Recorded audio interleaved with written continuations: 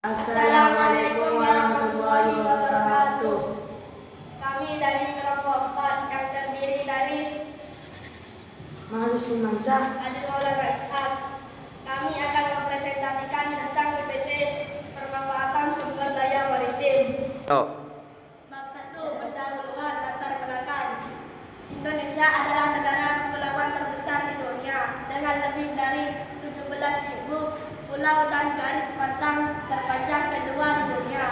2/3 wilayah Indonesia adalah lautan. Fakta geografis ini menjadikan Indonesia memiliki kekayaan sumber daya maritim yang luar biasa berlimpah.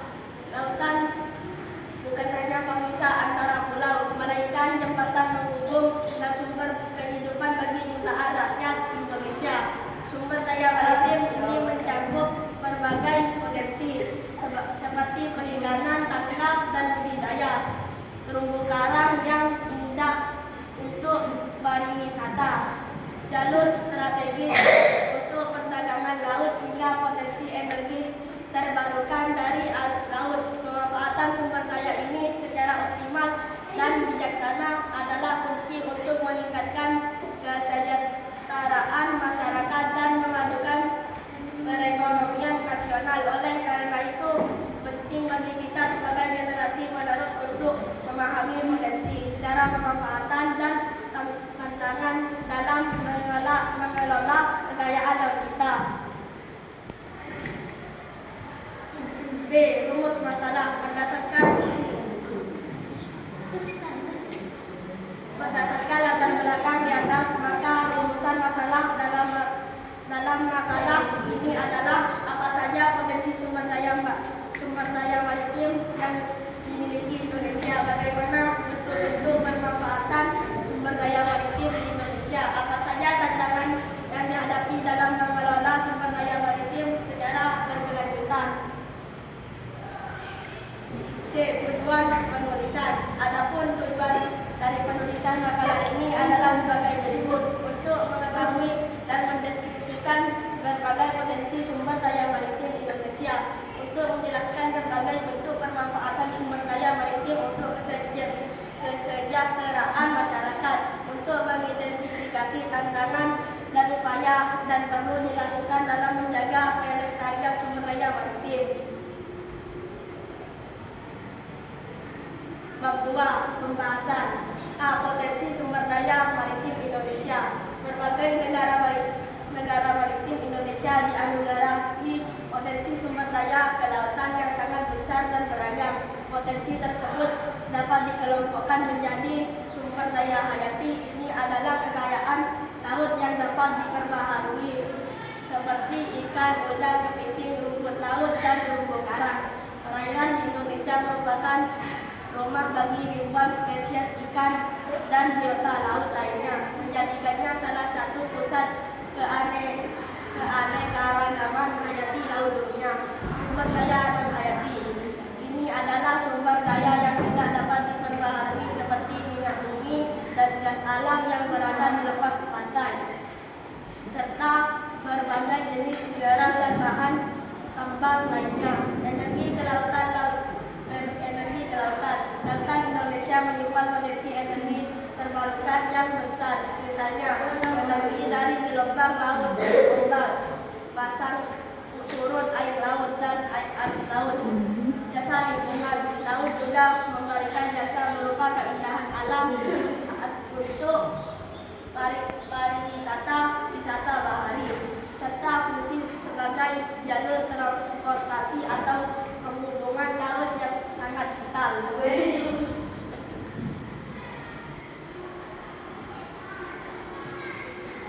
B. Bentuk-bentuk pemanfaatan sumber daya maritim.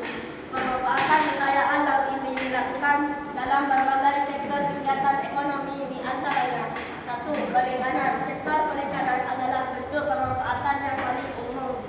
Ini terbagi menjadi perikanan tangkap, nelayan mencari ikan di laut, dan perikanan budidaya memelihara ikan di tambak, keramba, atau membudidayakan rumput laut. Hasil perikanan tidak hanya untuk memenuhi kebutuhan pangan dalam negeri, tetapi juga menjadi komoditas ekspor andalan. 2. kemudahan bahwa laut Indonesia dengan terumbu karang dan biota lautnya menjadi kekayaan tarik utama pariwisata bahari. Kegiatan seperti snorkeling, diving, menyelam, selancar dan wisata pantai di berbagai daerah seperti Bali, Raja Ampat, dan Budakan telah menarik banyak wisatawan domestik maupun mancanegara sehingga menciptakan lapangan kerja dan pendapangan bagi masyarakat sekitar. 3. Penghubungan laut.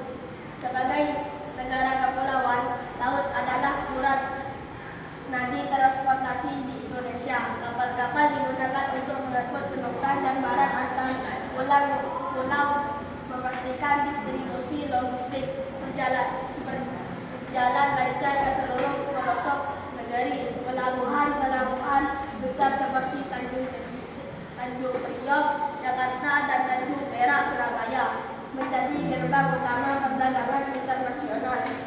4. Energi kelautan. Meskipun belum dimanfaatkan secara maksimal, potensi energi dari laut mulai dikembangkan. Pembangkit listrik tenaga arus laut atau negara pasar surut merupakan salah satu solusi energi berlebih di masa depan untuk mengurangi ketergantungan pada bahan bakar fosil. Tantangan dalam pengelolaan sumber daya maritim. Di balik potensinya yang besar pengelolaan sumber daya maritim, kita menghadap berbagai tantangan dari penangkapan ikan berlebihan, overfishing,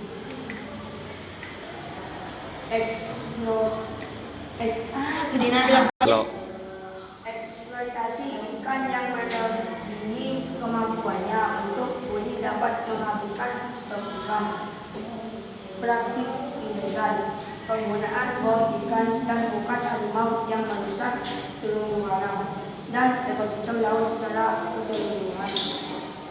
Pencemaran laut, sampah plastik dan limbah industri yang dibuang ke laut dapat meracuni biota laut dan merusak keindahan lautan. Perubahan iklim, pemanasan global yang menyebabkan naiknya suhu air laut yang mendapat pemicu kemudian karang, koral, bleaching, dan merusak ekosistem.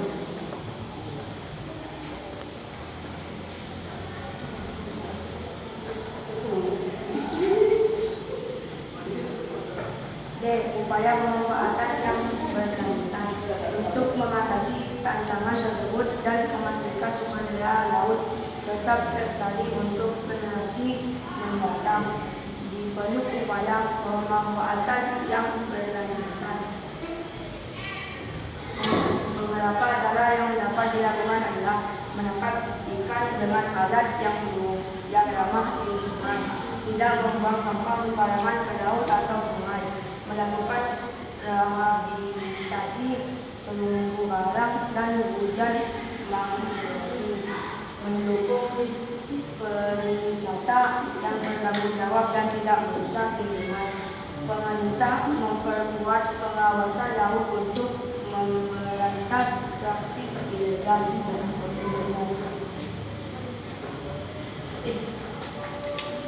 Ketiga, untuk kesimpulan, Indonesia adalah negara maritim dengan kekayaan sumber daya laut yang melimpah, meliputi sumber daya hayati, energi, dan jasa hubungan. Potensi dalam dimanfaatkan melalui seperti perikanan, peristiwa bahari, dan perhubungan laut yang berperan penting bagi perekonomian dan kehidupan masyarakat. Namun, pemanfaatan sumber daya maritim ini dihadapkan pada tantangan besar seperti penangkapan ikan berlebih, politik ilegal, pencemaran, dan dampak perubahan iklim. Oleh karena itu, diperlukan sebuah komitmen bersama dari pemerintah dan masyarakat untuk menerapkan prinsip-prinsip pembangunan berkelanjutan dalam mengelola laut kita agar kekayaan ini tidak hanya bisa kita nikmati baik di masa depan.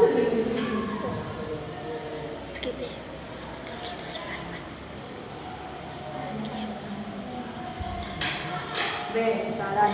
Berdasarkan kesimpulan di atas kami memberikan beberapa saran bagi siswa sebagai pelajar kita bisa mulai dari hal kecil seperti tidak membuang sampah plastik sembarangan dan ikut serta dalam kegiatan bersih-bersih pantai untuk meningkatkan kesadaran akan pentingnya menjaga kebersihan.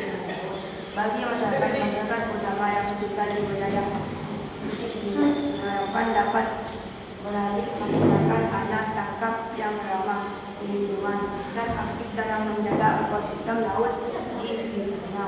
Bagi pemerintah perlu terus memperkuat kebijakan dan pengawasan laut serta memberikan edukasi yang masif kepada masyarakat tentang ekonomi hidup yang berkelanjutan. Cukup sekian presentasi dari saya. Terima kasih. Assalamualaikum Assalamualaikum warahmatullahi wabarakatuh.